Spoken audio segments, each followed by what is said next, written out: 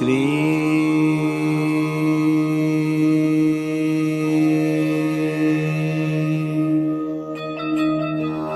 बाबा स्वामी नमो नमः।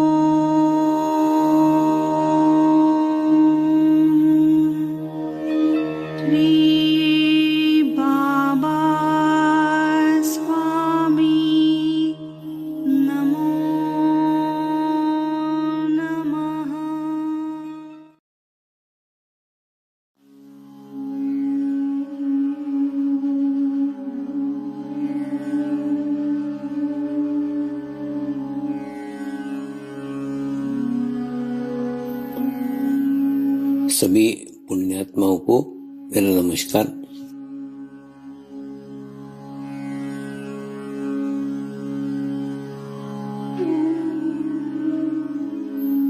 गुरुर्ब्रह्मा गुरुर्विष्णु गुरुर्देवो महेश्वरा गुरु साक्षात् परब्रह्म तस्मै श्री गुरुवे नमः।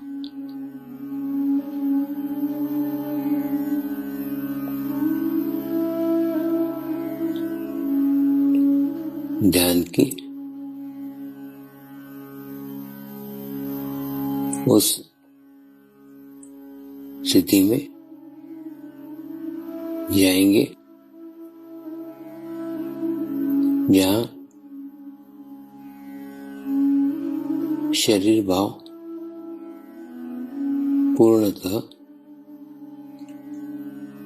समाप्त हो जाता है।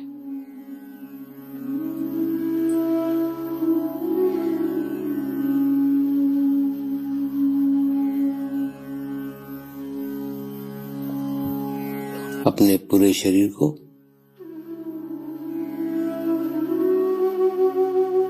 पूर्णतः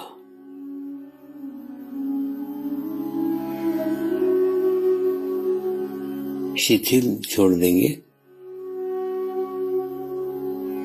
एकदम रिलैक्स हो जाइए।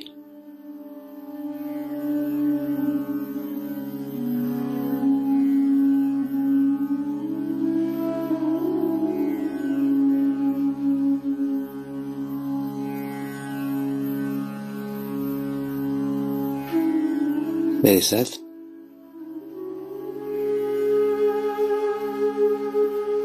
मंत्र का उच्चारण करेंगे।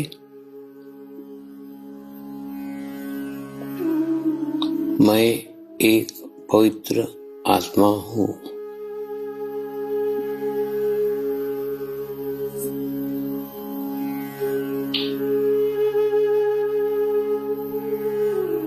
मैं एक शुद्ध आत्मा हूँ।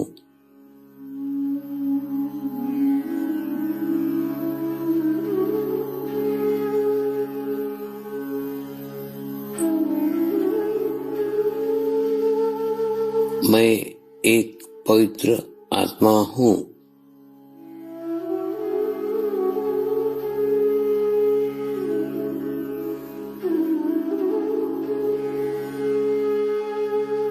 मैं एक शुद्ध आत्मा हूँ।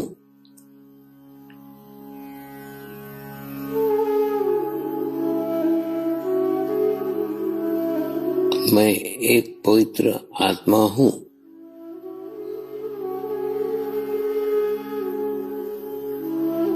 मैं एक शुद्ध आत्मा हूँ।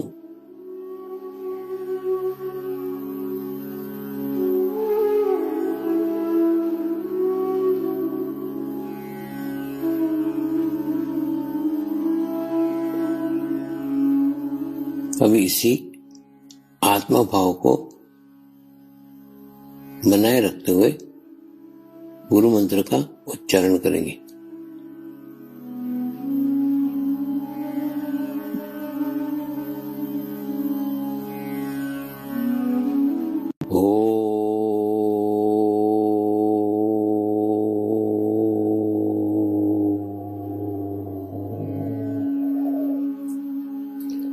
श्री शिव कृपानंद स्वामी नमो नमः।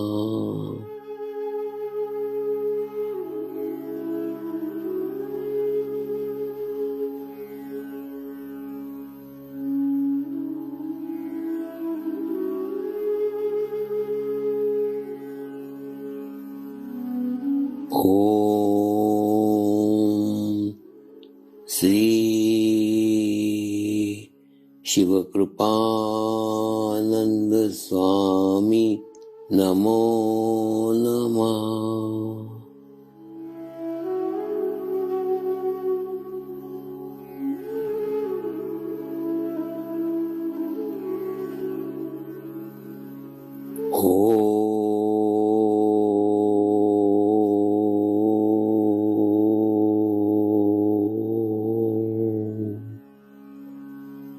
श्री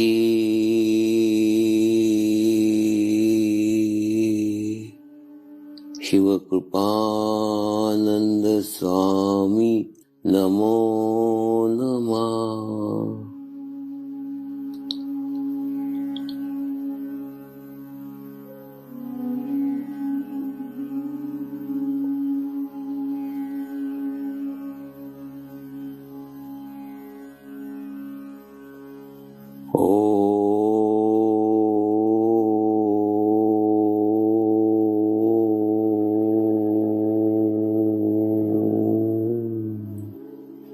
श्री शिव कृपानंद स्वामी नमो नमः।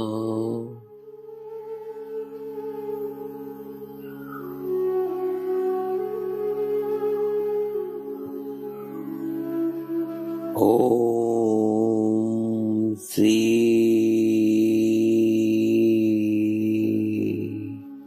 शिव कृपानंद स्वामी नमो नमः।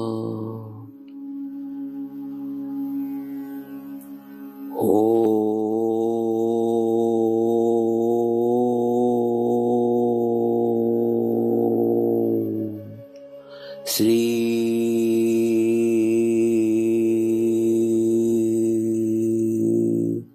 शिव कृपानंद स्वामी नमो नमः।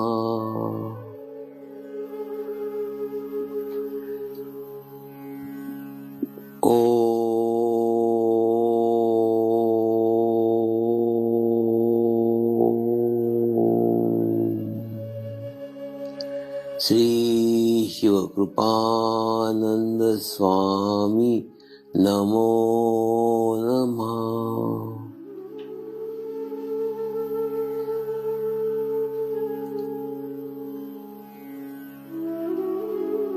ओम श्री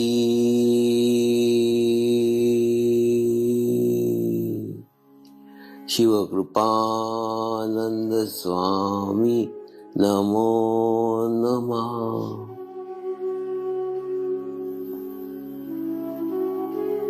ओम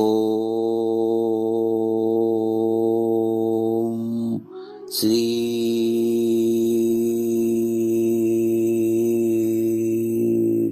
शिव कृपानंद स्वामी नमो नमः।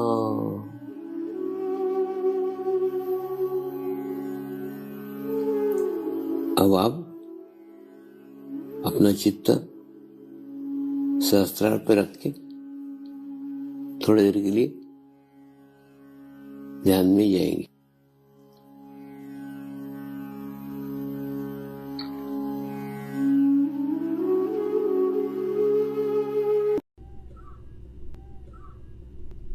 आए हुए सभी परमात्माओं को मेरा नमस्कार। आज महाशिवरात्रि के पावन पर्व पर आज हम लोग परमात्मा की असीम कृपा में यहाँ एकत्रित हुए हैं। आज का महाशिवरात्रि का पर्व कई मायनों में बड़ा महत्वपूर्ण है। आज महाशिवरात्रि का पर्व भी है और सोमवार भी है।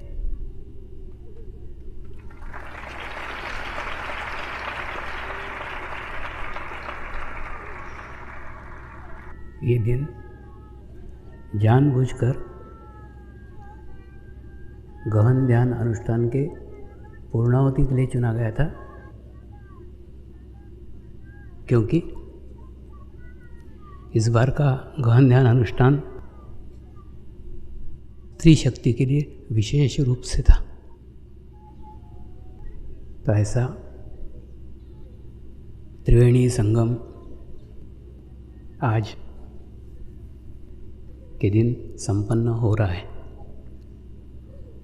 और ऐसे त्रिवेणी संगम में स्नान करने का अवसर आज आपको प्राप्त होने वाला है।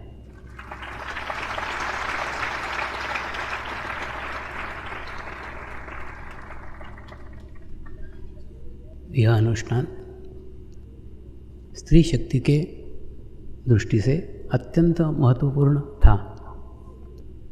इसके अंदर स्त्री शक्ति ने अपनी आध्यात्मिक प्रगति की है।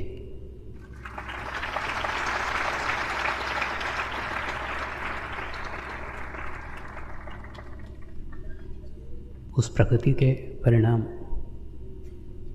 आपके परिवार में भविष्य में सुखद मालूम होंगे।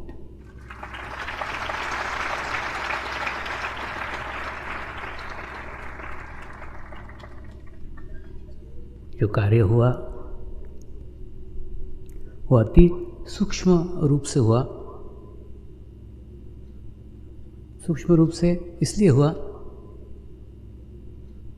इस अनुष्ठान में जिस मूर्ति का निर्माण कार्य हुआ वो मूर्ति कनाडा में स्थापित होने वाली है।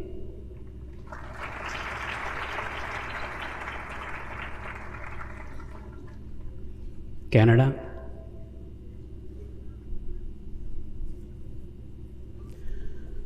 गुरु शक्तियों से अत्यधिक दूर है और अत्यधिक दूर होने के कारण उसके अंदर अति सूक्ष्मता की आवश्यकता होती है, अति ऊर्जा की आवश्यकता होती है, अति शक्ति की आवश्यकता होती है। मैं जब सर्वप्रथम कनाडा गया था तो कनाडा में प्रत्येक मनुष्य मात्र के लिए प्रार्थना की गई और अपने हृदय के दरवाजे प्रत्येक मनुष्य के लिए खोल दिए थे। फिर वो किसी भी जाति का हो, किसी भी धर्म का हो, किसी भी देश का हो, किसी भी रंग का हो, क्योंकि यहाँ से कनाडा तक की दूरी में सारा विश्व ही समा जाता है। उसी दृष्टिकोण से तीसरी मूर्ति का स्थापना का कार्य आज संपन्न हो गया है।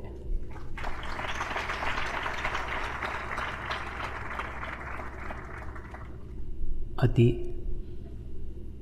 सूक्ष्म रूप से करते समय जितनी सूक्ष्मता बढ़ती जाएगी उतनी व्यापकता बढ़ती जाएगी, और जितनी व्यापकता बढ़ती जाएगी उतनी सूक्ष्मता बढ़ती जाएगी। इन दोनों का एक दूसरे के साथ बहुत संबंध है। इसलिए व्यापकता बढ़ने के साथ साथ सूक्ष्मता भी बढ़ती चली गई। इस 45 दिन में एक एक साधक के साथ संपर्क स्थापित करने का अवसर मुझे प्राप्त हुआ है।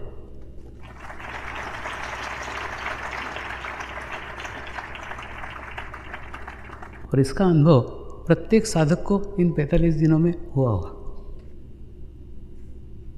स्त्री शक्ति में भी 3 प्रकार की स्त्रियां थी। एक थी जो संपूर्ण समर्पित होकर इन 45 दिनों में जुड़ गई,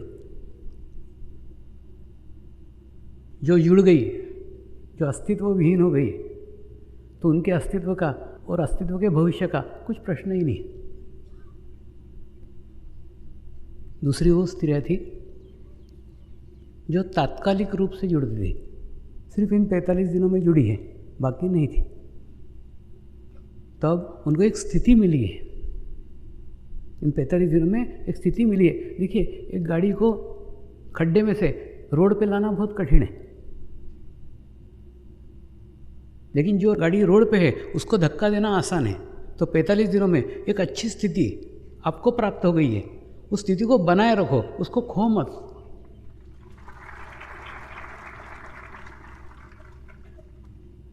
तो जो पूर्ण समर्पित हो गई, उनको देखने के लिए कुछ बाकी नहीं रह गए। जो इन 45 दिनों में तात्कालिक स्वरूप से जुड़ी थी, वो यही स्थिति कंटिन्यू बनाए रखे, ये उनके लिए मैसेज है, उनके लिए संदेश है। मेरा चित्त तो उन स्त्रियों पे अधिक था जो ध्यान सीख के भी ध्यान नहीं कर रही है, किसी भी कारण से, घर के कारण से, घर के कार्य से। मेरा अत्यधिक ध्यान इन 45 दिनों में उनके साथ था, उनके ऊपर था। जैसे माँ रहती ना, माँ को सब बच्चे एक जैसे रहते, लेकिन जो कमज़ोर लड़की रहती है, जो किसी गरीब घर में गई रहती है, किसी असमाधानी घर में गई रहती है, उसके ऊपर माँ का ज़्यादा चित्त रहता है, माँ का ज़्यादा ध्यान रहता है। मेरा ध्यान भी उनके तरफ ज़्यादा था कि जो ध्यान नहीं कर पा रही है या करती भी है, तो जब कोई संकट आता है तो पूर्ण समर्पित। संकट गया फिर जैसे थे। उनको भी प्रगति करने का, उनको भी प्रोग्रेस करने का अवसर इस समय मिला है। समर्पण करने में सरल है, करने में एकदम सीधा है, आसान है। इसलिए आपको आसान मार्ग बता रहा हूँ, आसान रास्ता बता रहा हूँ। अन्यथा संपूर्ण स्थिति तक पहुँचना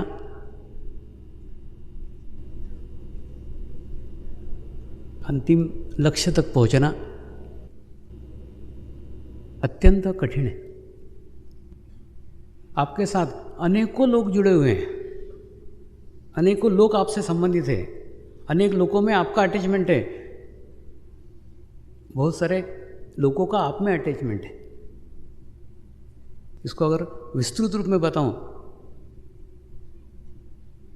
तो उसके ऊपर ही एक पुस्तक हो जाएगी।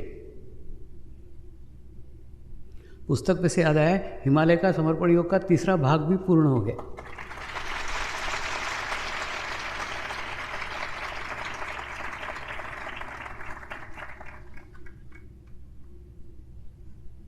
लेकिन पुस्तक बताने का और पुस्तक पढ़ने का आपके पास समय नहीं है, इसलिए मैं आपको गागर में सागर वाली बात आपको बताता हूँ। आज आपको एक 8 सूत्र दे रहा हूँ, तो सूत्रों से ही आपको कल्पना हो जाएगी कि ये कितना कठिन है, कितने जगह से होते होते होते होते अंत तक हम वहाँ पहुँचते हैं। ये एक कठिन मार्ग है, जान लो उसको भी। ये इसलिए बताना चाहता हूँ ताकि आपको समर्पण का महत्व समझ में आए। आसान तरीका बता रहा हूँ, आपके समझ में नहीं आ रहा है, लेकिन अब कठिन तरीका बताता हूँ कि कितना कठिन है और कितने मार्गों से गुजरते हुए, कितने रास्तों से गुजरते हुए, कितने लोगों से मिलते हुए, कितने लोगों में से अपना मार्ग बनाना पड़ता है। हमने जन्म लिया, तो जन्म के साथ साथ हमने मनुष्य का शरीर धारण किया, तो सबसे पहला है आपका शरीर धर्म। पहला सूत्र है शरीर धर्म। शरीर धर्म यानी आपने जो शरीर धारण किया है, पहले आपके उसके प्रति कर्तव्य हैं। जैसे बोलते हैं ना, अच्छे शरीर के अंदर ही अच्छी आत्मा वास करती है। अगर शरीर अच्छा है तो उसके अंदर अच्छी आत्मा वास करेगी। इसलिए कभी भी शरीर को निग्लेक्ट करके, शरीर का तिरस्कार करके तुम सोचो कि तुमको मोक्ष मिल जाएगा या तुमको मुक्ति मिल जाएगी, तुम्हारा समर्पण हो जाएगा, कभी संभव ही नहीं। तो सबसे पहले शरीर को स्वच्छ रखना सीखो, शरीर को पवित्र रखना सीखो, अंदर से भी और बाहर से भी, दोनों ही ओर से आपका शरीर पवित्र होना चाहिए, आपका शरीर शुद्ध होना चाहिए। जितना शुद्ध रखोगे, जितना पवित्र रखोगे, उतना ही आपके आध्यात्मिक मार्ग में वो आपको सहायक सिद्ध होगा। जैसे आपको किसी सफ़र पे चलने का है तो क्या करते हो, पहले अपनी गाड़ी को व्यवस्थित देख लेते हो, उसमें हवा है कि नहीं, उसमें बराबर पेट्रोल है कि नहीं, उसके अंदर बराबर व्यवस्था है कि नहीं, बाकी सब। तो जब मोक्ष के मार्ग पे चल रहे हो, मोक्ष के रास्ते पे चल रहे हो, तो अपने गाड़ी को तो देखो, जिसके ऊपर बैठ करके तुम सवारी करके जाने वाले हो। तो शरीर को तुम हाड़ मांस का पुतला बोलो, मांस का लोथड़ा बोलो, गंदगी का कीड़ा बोलो, कुछ भी गालियाँ दो, लेकिन बिना शरीर के मोक्ष संभव ही नहीं है। तो उस शरीर का और आपका भी रिश्ता एक बच्चे और एक माँ सरीका रहता है। माँ रहती कि नहीं, बच्चा क्या चाहता है, क्या मांगता है, उधर ध्यान नहीं देती, उसको क्या देना उचित है, क्या देना चाहिए, क्या देने से वो विकसित हो सकता है, क्या देना उसके स्वास्थ्य के लिए अच्छा है, इन सब बातों का ख्याल माँ रखती है। वो बच्चे को अच्छा लगता है कि नहीं लगता है, बच्चा हंसता है कि रोता है, उससे उसको कुछ लेना देना नहीं है। माँ अपना कर्तव्य करते रहती है, क्या उसके लिए उचित है, क्या उसके लिए सही है, कि क्या उसके लिए उपयुक्त है। जो उपयुक्त है वो करती है, जो उपयुक्त नहीं है वो नहीं करती। ठीक आपको भी आपका देह का ख्याल माँ बन करके करने का है। उस देह के लिए क्या अच्छा है, क्या बुरा है, शांत बैठो। तुम शांति से बैठते ही नहीं, शांति से बैठोगे ना, बहुत कुछ बातें तुमको तुम्हारे भीतर से मालूम पड़ेगी कि जो शरीर कर रहा है वो सही है कि नहीं कर रहा है वो सही है, बराबर आपको पता चलेगा। तो आपका नियंत्रण, आत्मा का नियंत्रण उस शरीर के ऊपर हो जाएगा। तो आपका शरीर आत्मनियंत्रित होना चाहिए। तो शरीर को क्या सुनना चाहिए, क्या सुनने से शरीर की प्रगति हो सकती है, शरीर का प्रोग्रेस हो सकता है, वो अच्छी बातें सुनिए। क्या देखने से शरीर की प्रगति हो सकती है, शरीर का प्रोग्रेस होता है, वो सब बातें देखिए। देखना भी बहुत महत्वपूर्ण रखता है, क्योंकि देखने का संबंध सीधा चित्त के साथ है। आप छोटी से छोटी भी कोई छवि देखते हो, छोटा से छोटा चित्र देखते हो, प्रत्येक चित्र की वाइब्रेशंस, प्रत्येक चित्र के आभामंडल, प्रत्येक चित्र का ओरा आपके चित्त के ऊपर प्रभाव डालते रहता है, अच्छा या बुरा। आंखें चित्त की माध्यम है, उसके माध्यम से चित्त ग्रहण करते रहता है। तो आप क्या देखते हो उसको बहुत महत्व है। दुनिया में तो बहुत सारा दिखेगा, उसमें से हमारे शरीर को क्या योग्य है, हमारे शरीर के लिए क्या पोषक है, क्या देखने से हमारा चित्त सबल हो सकता है, सशक्त हो सकता है। आपका सारा ध्यान उस दृश्यों की तरफ होना चाहिए, उन चित्रों की तरफ होना चाहिए। और इस प्रकार क्या सुनना चाहिए, क्या देखना चाहिए, वैसे क्या बोलना चाहिए, क्या बोलना उचित है, क्या बोलना उचित नहीं है। जो बातें बिना बोले ही काम चल सकता है, उसको बोलने की आवश्यकता क्या है? कई बार साधक जीती हुई बाजी बोलने के कारण हार देते। उस समय वो 2 मिनट चुप रहते, सब कुछ हो गया था। तो आपका नियंत्रण आपके वाणी के ऊपर होना चाहिए।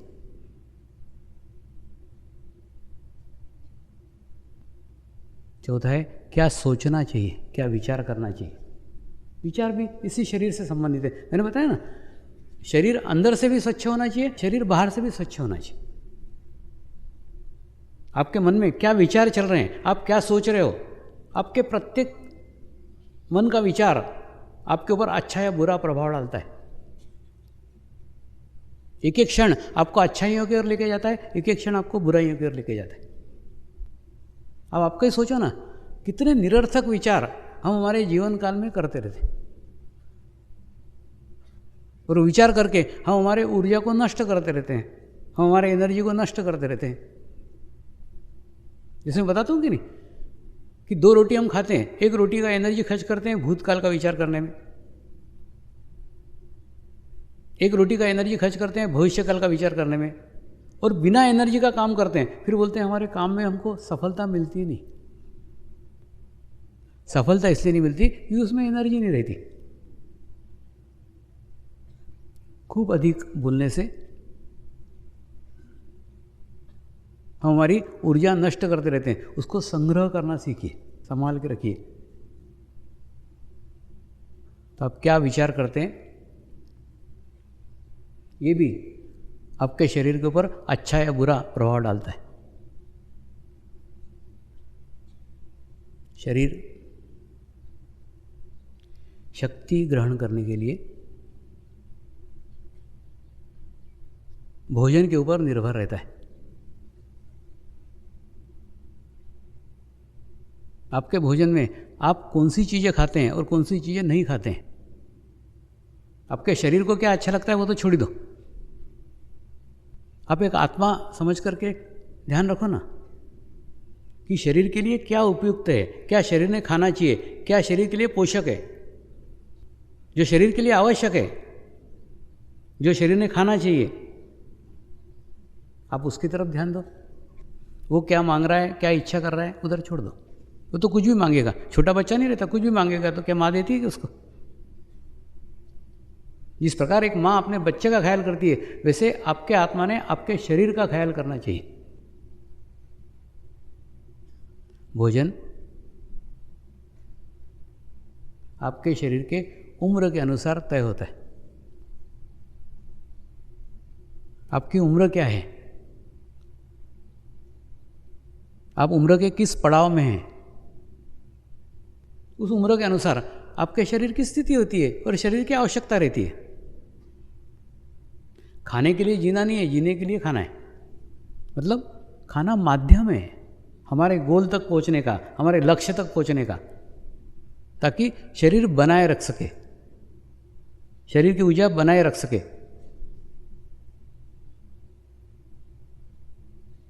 कम खाएंगे तो भी नुकसानदेह, अति खाएंगे तो नुकसानदेह, उपवास करेंगे तो नुकसानदेह, भरपेट खाओगे तो नुकसानदेह। योग मार्ग में भोजन को बहुत महत्व है। ये दोनों आती है, उपवास भी आती है और खूब पेट भर खाना वो भी आती है। खाना खाते समय आपका पेट थोड़ा खाली होना चाहिए, मध्य में रहो, बीच में रहो, अति कुछ भी नहीं चाहिए। क्योंकि उपवास करके भी हमारा भावनात्मक पक्ष कमज़ोर होता है, लेफ्ट साइड हमारी वीक होती है, हम इमोशनल हो जाते हैं। और उपवास भी करना है तो भगवान के नाम पे क्या को, आज मेरी इच्छा नहीं है उपवास, तुम भगवान को क्यों दोष देते हो? एक बच्चा माँ को बोले, माँ तेरे नाम पे आज मैं उपवास कर रहा हूँ, सोचो दिन भर वो मार होती रहेगी, अरे तू मेरे नाम पे कर। तो परमात्मा के नाम पे तो भी उपवास मत करो। उपवास करना है आपकी इच्छा। एक्चुअली उपवास का उद्देश्य क्या था कि आपका चित्त खाने में से निकल जाए। निकल रहा है क्या? नहीं, उल्टा आज महाशिवरात्रि है, क्या क्या बनेगा उसके व्यंजन आ रहे हैं 8 दिन से। वो तो महंगी पड़ गई महाशिवरात्रि। तो ऐसे भगवान के नाम पे उपास मत करो। उपास करना है आपकी इच्छा, आज नहीं खाने का है, हेवी लग रहा है 2 दिन से, उपास क्या है? माने उस उपास पे भी आपका नियंत्रण होना चाहिए, दूसरे के मत्थे मत मरो उसको। तो मध्य मार्ग में रहो। अति खूब खाना भी अच्छा नहीं है, उपवास भी अच्छा नहीं है, दोनों हानिकारक है। क्या होता है मालूम है? अगर अपन ध्यान करते हैं, मेडिटेशंस करते हैं, तो अपने अंदर की कुंडलिनी ऊपर की ओर जाती है, और अगर आंतड़ों में कुछ नहीं रहा, खाली पेट रहा, तो क्या होगा? वो आंतड़ों को जलाएगी। इसलिए योग मार्ग में दोनों वर्जित है, अति खाना भी वर्जित है, उपवास भी वर्जित है। तो भोजन आपके शरीर को बराबर मिल रहा है कि नहीं, अब आपका ध्यान रखो ना। शरीर ज़्यादा उपवास तो नहीं कर रहा है, शरीर एकदम पेट भर के तो नहीं खा रहा है। कुछ लोग इतना खाना खाते हैं 2 घंटे मतलब उनके अंदर स्टैमिना ही नहीं रहता उठने का। उठना नहीं, अभी 2 घंटे आराम करो। इसका मतलब वो अति में चला गया। और दूसरा, योगियों ने दोपहर को नींद नहीं निकालनी चाहिए। खाना खा लिया, 15 मिनट आराम करो, बैठो, लेकिन सो मत। जो सोते हैं दोपहर को 2 बज गए सो जा, बच्चों को भी सीख देते हैं 2 बज गए चल सो जा, बच्चों को भी सुलाते। जैसे उनको आदत लग जाती है बच्चों को 2 बजे से 5 बजे खेलने जाना, 5 बजे तक सो जा। मतलब खुद भी माँ सोएगी, बच्चों को भी बिगाड़ेगी। तो दोपहर को सोना वर्जित है, दोपहर को नहीं सोना चाहिए। हाँ, रात को जल्दी सो ना, 9 बजे सो जाओ, 3:30 बजे उठ जाओ सुबह, हो गया ना। 6.5 घंटे की नींद होगी, और क्या चाहिए? 6-6.5 घंटे की नींद पर्याप्त है। तो जल्दी सोओगे तो जल्दी उठोगे। तुम जल्दी सोते ही नहीं तो जल्दी उठोगे कहाँ से? 12-12, 1-1 बजे तक सोते हो, फिर सुबह 8-8 बजे तक। कभी देखा है सूर्योदय? नहीं। मेरे को ज़िंदगी में सबसे अगर इंतजार करना किसी का अच्छा लगता है तो सूर्योदय का। सूर्योदय होने के आधे घंटे पहले से ऐसे बैठे रहता हूँ, कब उठ आ रहा है, कब आ रहा है, कब आ रहा है। आप सिर्फ उसका इंतजार भी करो, अंदर से एकदम एनर्जी का फ्लो ऊपर की ओर आना चालू हो जाता है। करके देखो, कल प्रयोग चाहिए तो। यहाँ तो दिखता है सूर्योदय। सूर्य उगने के 1 आधे घंटे पहले से उस पर चित्त रख के बैठो, वो हाँ आ रहा है क्या, आ रहा है क्या। मैं सिर्फ ज़िंदगी में उसी का इंतजार करता हूँ, बाकी किसी का नहीं। तुम प्रयोग करके देखो, उसके आधे घंटे पहले सिर्फ चित्त भी रखोगे ना, इतना अच्छा लगेगा, और दिन भर तुम खुश रहोगे, प्रसन्न रहोगे। आज भी मैं सूर्योदय देख के आया हूँ। तो परमात्मा ने भी हमको संतुलित करने के लिए, परमात्मा ने हमको बैलेंस करने के लिए बहुत सारी व्यवस्थाएं दी हुई है, लेकिन उस व्यवस्था का हम उपयोग ही नहीं करते। हम उठते ही उतने देर से कि वो सूर्य ऊपर आ जाता है।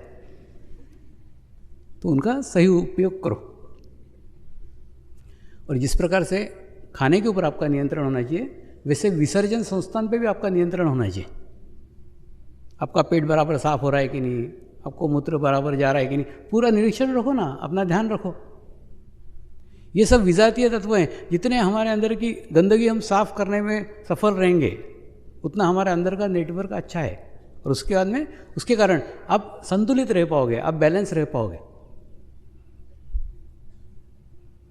तो ये सब शरीर धर्म से संबंधित बातें हैं। इसका पालन करोगे तो शरीर तुमको तुम्हारे आध्यात्मिक मार्ग के अंदर मदद करेगा, सहारा देगा।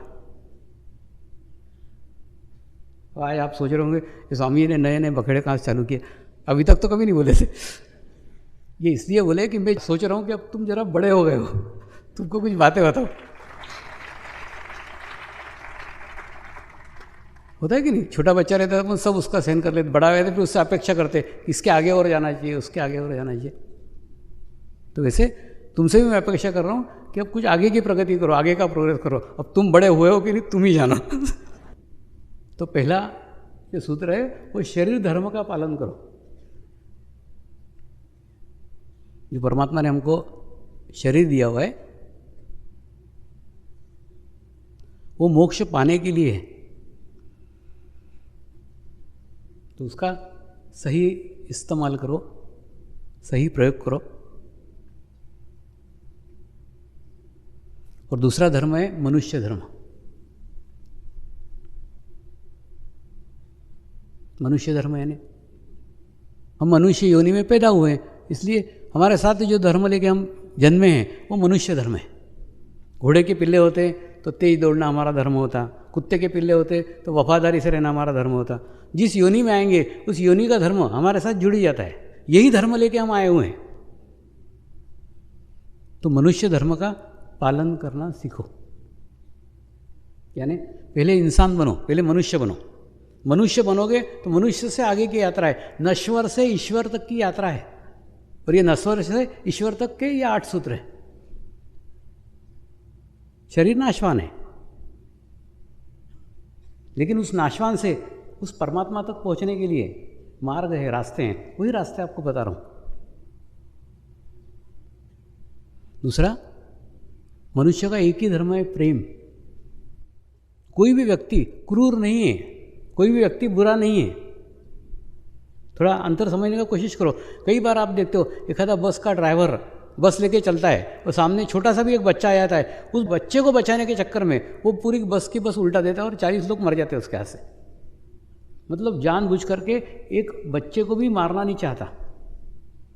कई ड्राइवर लोगों की मैंने मुलाकातें लिए, बोलते स्वामी जी एक बच्चा तो क्या, गिलेरी भी सामने से गई, सांप भी सामने से गया तो भी खुद एकदम ब्रेक लग ही जाता है पैर से। मैंने इसको बचाना कोई भाव ही नहीं, ऑटोमेटिकली ब्रेक के और पैर जानबूझ करके छोटे से छोटी चीज़ को भी हम नहीं मारना चाहते।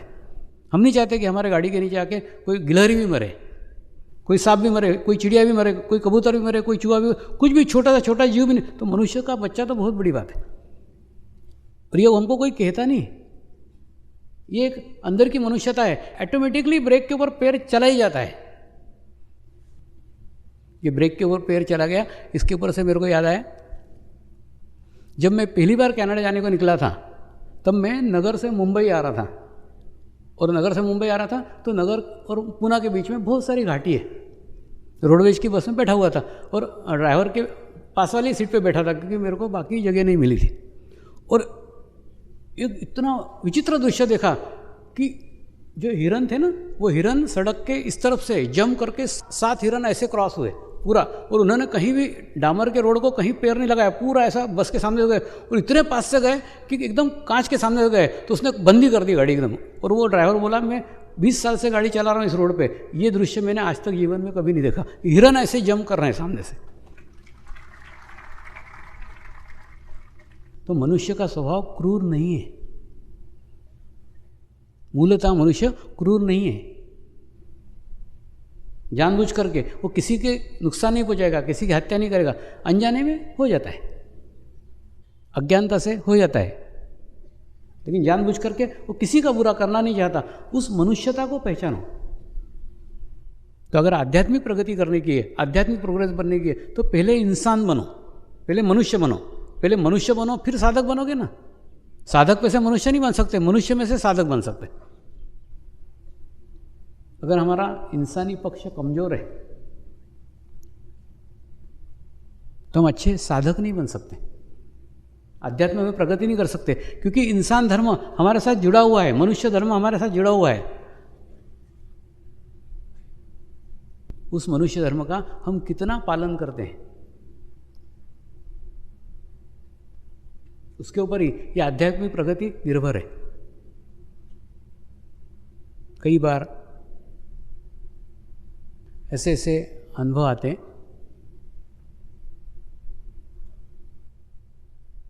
तुम्हारे भीतर, तुम्हारे अंदर जो भाव आपके अंदर है, वो भाव ऑटोमेटिकली इस शरीर के माध्यम से सामने वाले तक पहुंच जाता है।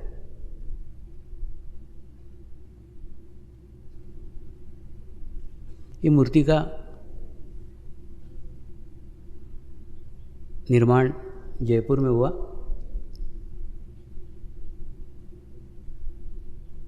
और उसका एक कारीगर मुस्लिम था जो इसके पॉलिश का काम कर रहा था, इसके फिनिशिंग का काम कर रहा था। वो एक दिन अजमेर आके शिविर अटेंड करके गया। तब से उसके मन में इच्छा थी कि स्वामी जी से एक बार मेरे को मिलने को मिले तो अच्छा है। उसकी इच्छा मेरे तक पहुंच गई और मैं उसको मिलने जा पहुंचा।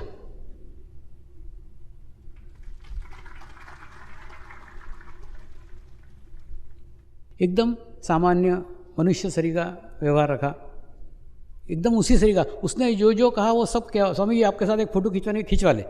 उसको एकदम तृप्त करके छोड़ा वहाँ से।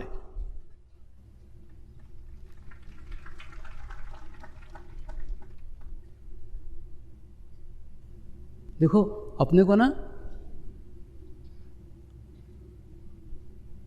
ऊपर उठाने के लिए खूब सारे लोग मिल जाएंगे,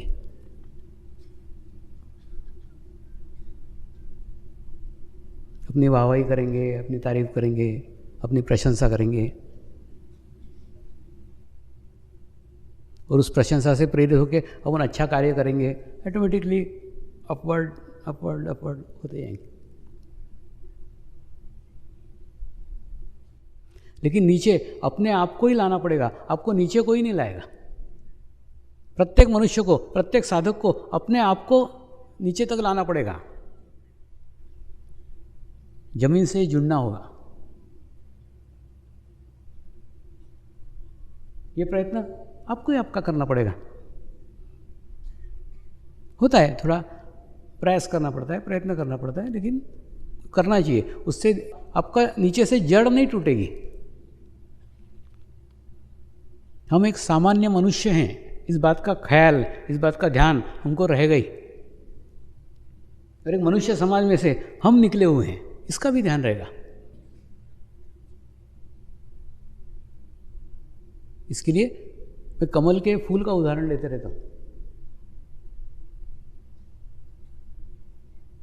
कमल के फूल देखे होंगे आपने, कई जगह तालाबों में खिलते हैं, कई जगह खूब कीचड़ रहता है, उस कीचड़ में से ऊपर निकलता है कमल का फूल और ऊपर आके खिलता है। लेकिन कितना सुंदर रहता है, कितना अच्छा रहता है। और उस कमल के फूल के ऊपर एक भी कीचड़ का दाग नहीं रहता है, एक भी कीचड़ का दाग कमल के फूल पे नहीं होगा। लेकिन कीचड़ से नाता तोड़ा रहता है क्या? नाता तोड़े हुए नहीं रहता है। उसकी एक डंडी कीचड़ में रहती है, मतलब डंडी के माध्यम से कीचड़ से जुड़ा रहता है, अपनी जड़ को पकड़े हुए रहता है। तो मनुष्यता अगर सीखने की है तो कमल से सीखो। कितनी भी आध्यात्मिक प्रगति हो जाए, कितनी भी आध्यात्मिक प्रोग्रेस हो जाए, ये मत भूलो कि तुम एक इंसान हो, तुम एक मनुष्य हो। ये जितना ध्यान रखोगे उतनी अच्छी प्रगति होती जाएगी, उतनी अच्छी प्रोग्रेस होती जाएगी। और ये अगर भूल गए, तुम्हारी जड़ कट गई, फिर कमल का फूल मुरझा जाएगा। आध्यात्मिक स्थिति आपको गुरु कृपा में प्राप्त हुई है।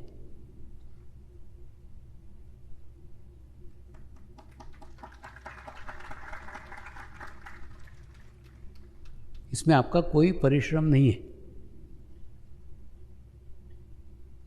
सामान्य मनुष्य को प्राप्त होगी, उसकी भी प्रगति हो जाएगी। बोलते हैं अल्लाह मेहरबान तो गधा पहलवान। तुम वो गधे हो जिस पे अल्लाह मेहरबान है।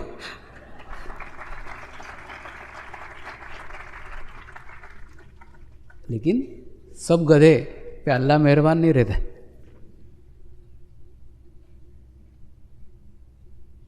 तो हमारे पूर्व कर्म के कारण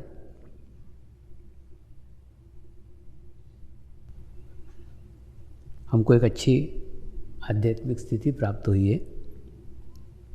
लेकिन सारे मनुष्य, सारे इंसान इतने खुश नसीब नहीं होते।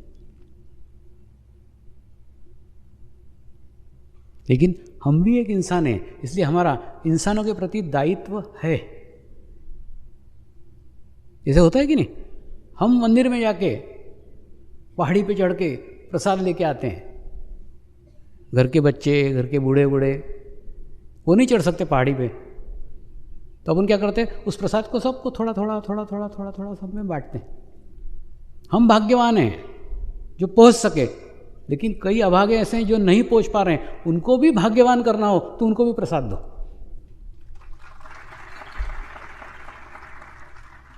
ये तो अवसर है, किसी को मिला किसी को नहीं मिला।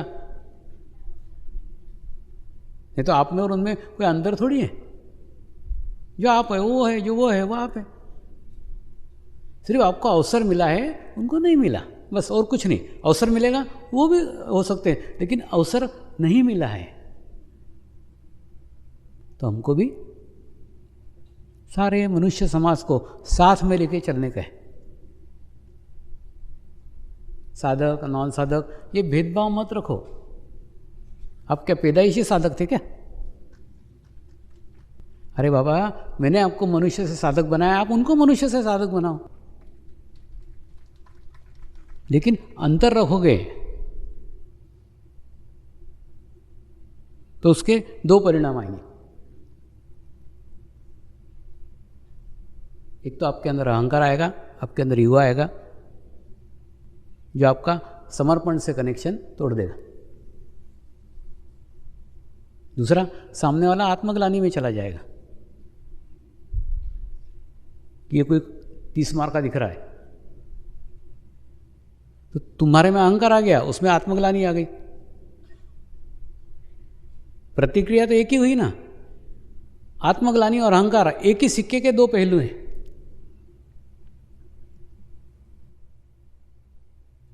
एक ही सिक्का है, उसके दो पहलू हैं। अहंकारी लोग देखो जब टूटते हैं ना, आत्मग्लानि में चले जाते, वो बीच में रास्ता ही नहीं, कोई इधर स्विंग, इधर 3 फीट इधर 3 फीट इधर।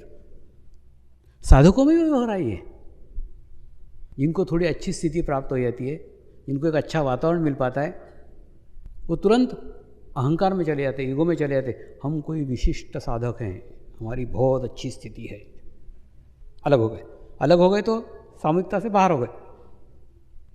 तुमने जहाँ अपने आप को अलग किया, मेरी बहुत अच्छी स्थिति है, तुमको चढ़ाने वाले तो और तुम्हारे आसपास 10 मिल जाएंगे। रहते ही है, उनसे सब बच के रहने का। जेब कटे हैं सब, कब तुम्हारी जेब काट जाएंगे तुमको ही पता नहीं चलेगा।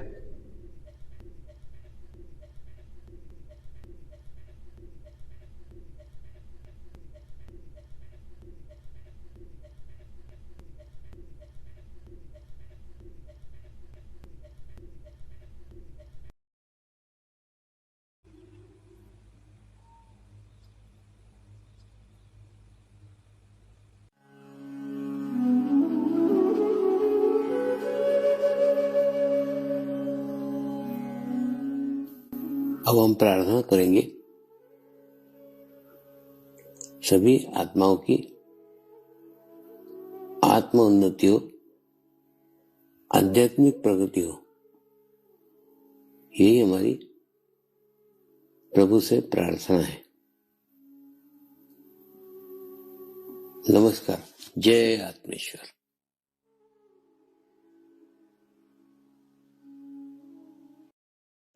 शांति पाठ करेंगे।